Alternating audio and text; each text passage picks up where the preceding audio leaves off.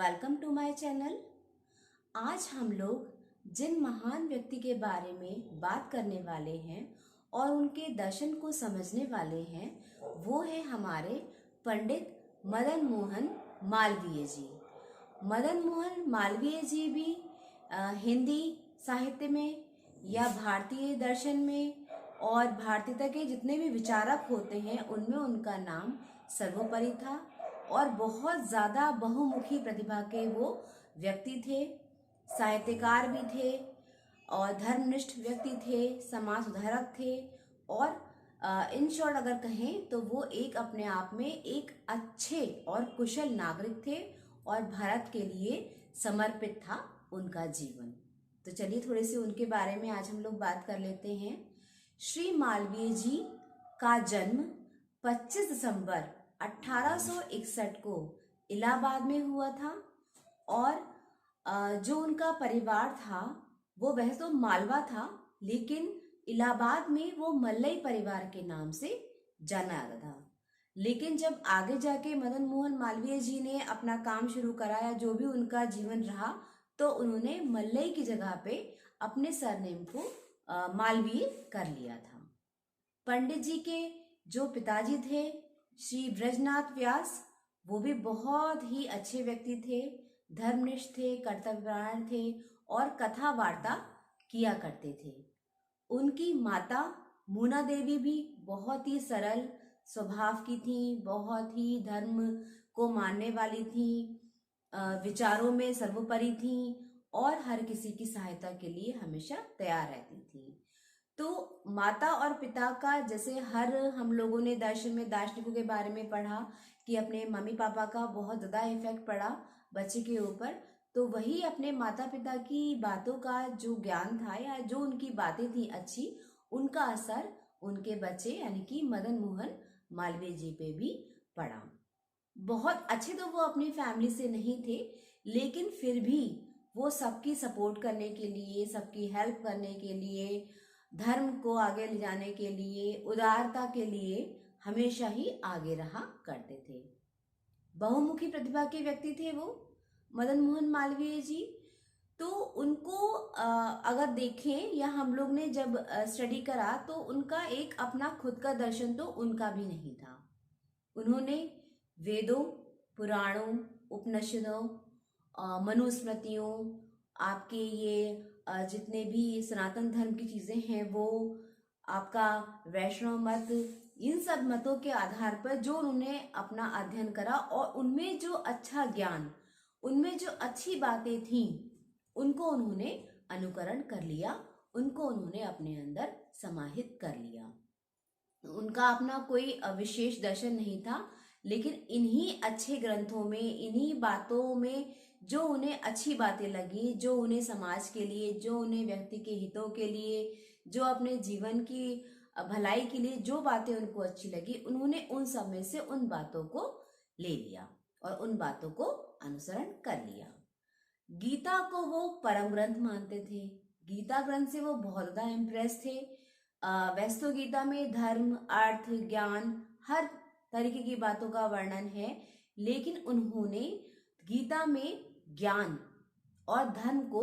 विशेष समझा। उनका जो विश्वास था वो ये था कि इस जीवन में, इस पूरे संसार में सनातन धर्म है, इसके अलावा कोई और धर्म नहीं है, सनातन धर्म ही है और इसके अलावा कुछ भी नहीं है इन संसार में। अब प्रश्न ये उठता था कि सनातन धर्म है क्या? तो सनातन धर्म वो है जो कि वेदों, पुराणों, स्मृतियों और जितने भी हमारे धार्मिक ग्रंथ हैं उनसे प्रतिपादित है। वो धर्म सनातन धर्म है, जिसमें समाज के लोगों के कल्याण की बात है,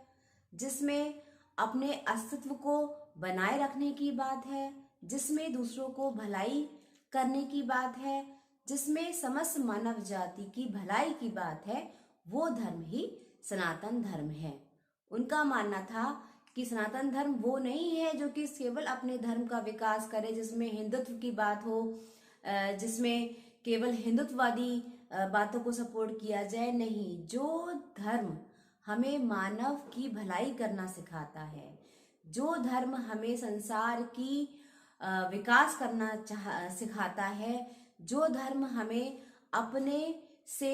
या अपने से बड़ों का, अपने से दूसरों का परोपकार की भावना की बात को जो लाता है, जो मानव सेवा की हमें हमारे अंदर फीलिंग जगाता है, अगर वो है धर्म तो वही सनातन धर्म है। गीता के लिए भी उन्होंने कहा कि यदि मनुष्य गीता में लिखे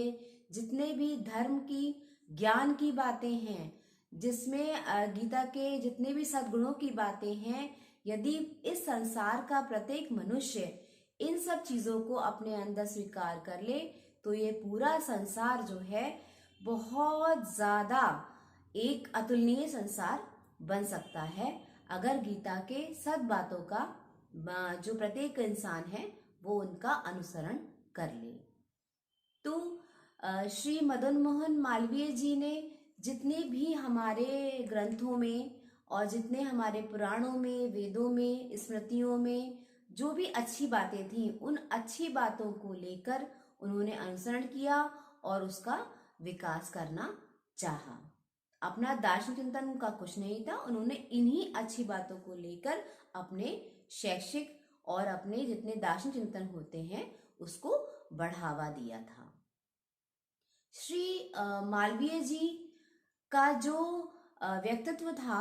उसमें उन्होंने ये कहा था कि हमें लौकिक और पारलौकिक इन दोनों ही के विषय में सोचना चाहिए। इन दोनों के ही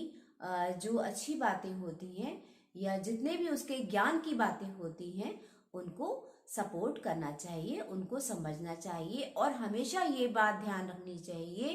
कि जिस तरीके से हमारा धर्म कल्याण की भावना की बात करता है, जिस तरीके से हमारा धर्म समाज के हित की बात करता है, तो प्रत्येक इंसान को उसी कर्तव्यों के साथ में, उसी धर्म परायणता के साथ में, उसी मनोदशा के साथ में हमें संसार की भलाई का, एक व्यक्ति से व्यक्ति की भलाई का पूरे ढंग से ध्यान रखना चाहिए, जिसमें विनम्रता हो, जिसमें सद्गुणों की बात हो, जिसमें अपनत्व की बात हो, जिसमें विश्व बंधुत्व की बात हो, जिसमें समाज कल्याण की बात हो। यदि वो धर्म अगर ये सब बातें हमें सिखाता है तो वो ही धर्म परम धर्म है। उनको बस ये था कि हमारा देश एक सूत्र में बंधे, राष्ट्रीय एकता से युक्त हो, हम सब एक दूसरे के लिए बहुत अच्छे से सपोर्ट करें, हमारे भारतवर्ष का कल्याण हो, हम विश्व बंधुत्व की भावना को जगाएं, अंतर्राष्ट्रीय अवबोध को जगाएं और कल्याण की ही बात करें।